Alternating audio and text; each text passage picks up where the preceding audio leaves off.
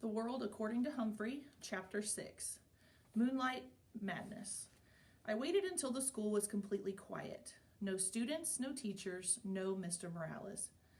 Then I got busy because I had a lot of work to do. Big work for a small hamster.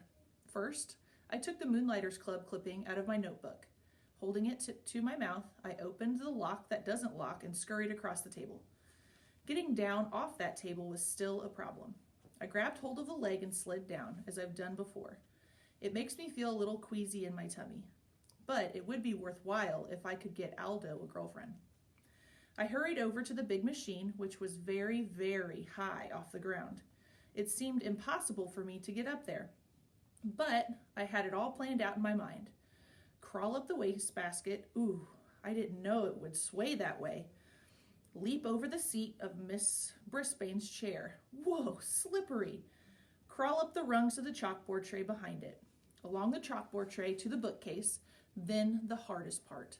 The dive from the bookcase to the overhead projector cart. If you ever try it yourself, don't look down. I was practically home free, but I still had to get to the lit part. Still holding the newspaper clipping in my mouth, I grabbed onto the big screw sticking out of the side and pulled myself up.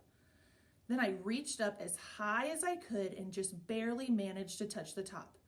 Good thing I've got big muscles, because I was able to pull myself up. I was there. It was like climbing Mount McKinley, the tallest mountain peak in the United States. Ask Mrs. Brisbane. I quickly pushed the switch. I wish I had some sunglasses because I was suddenly surrounded by blinding light. It was like being inside a light bulb. I took the newspaper clipping out of my mouth and carefully laid it on the flat glass. Then I looked up at the wall and no. Up on the screen was a picture of a car, and behind it there was jumbled up backward writing. I realized I must have laid the clipping on the glass upside down. I quickly turned it over and there it was. All the information about the Moonlighters Club right there on the wall with the outline of the car behind it. Aldo would be coming soon, so I hurried back to the cage. It was faster getting back because it was mostly downhill until the very end. But I had to swing my way up the cord to the blinds and back to the table. I was panting pretty hard by the time I closed the cage door behind me. I didn't even have time to catch my breath before Aldo swung the door open. Whoa, who left that on? He exclaimed as he entered. That thing could overheat.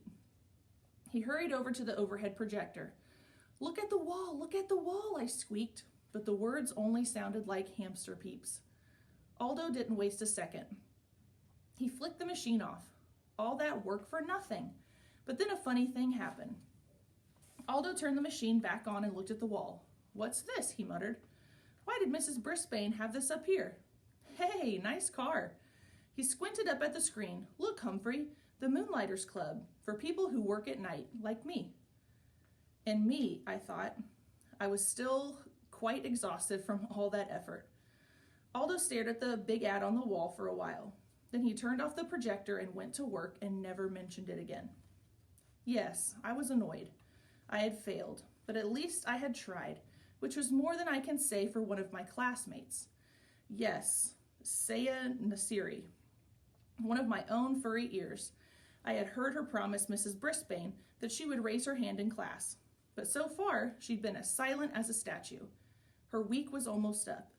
Even though I scolded her for the day she fed me, she paid no more attention to me than she had to her teacher. You should really listen to your teacher, even Mrs. Brisbane.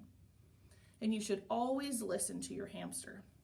I was worried about Aldo and about Saya.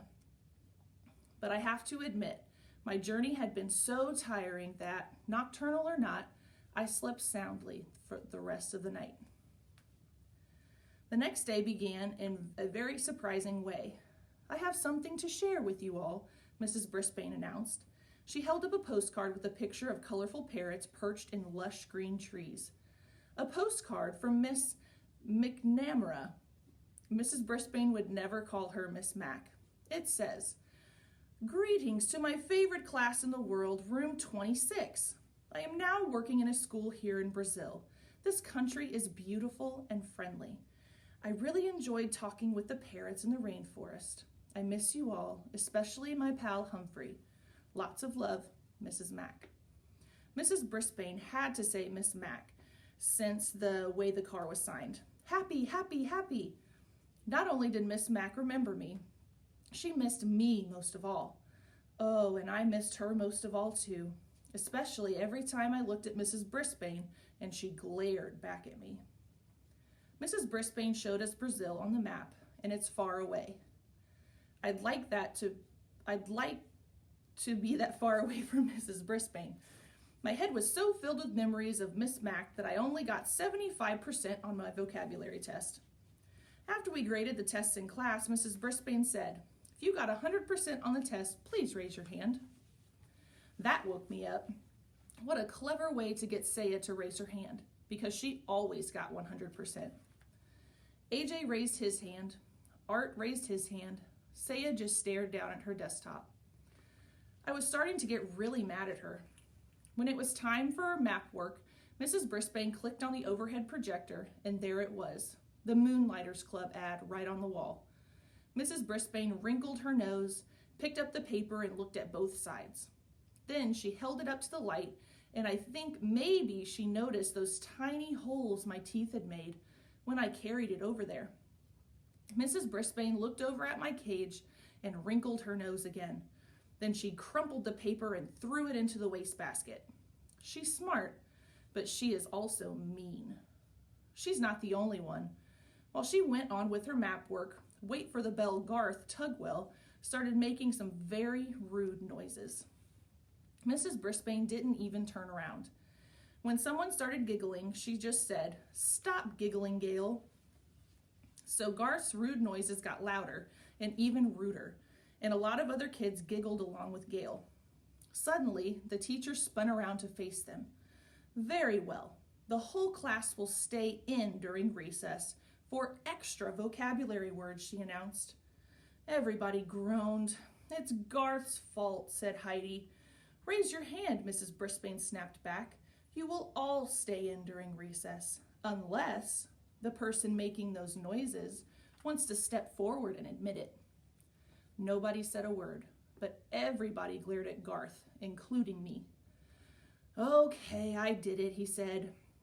"Raise your hand," Heidi whispered loudly. "Very well, Garth. You, Heidi, and Gail will stay in during recess," the teacher said firmly.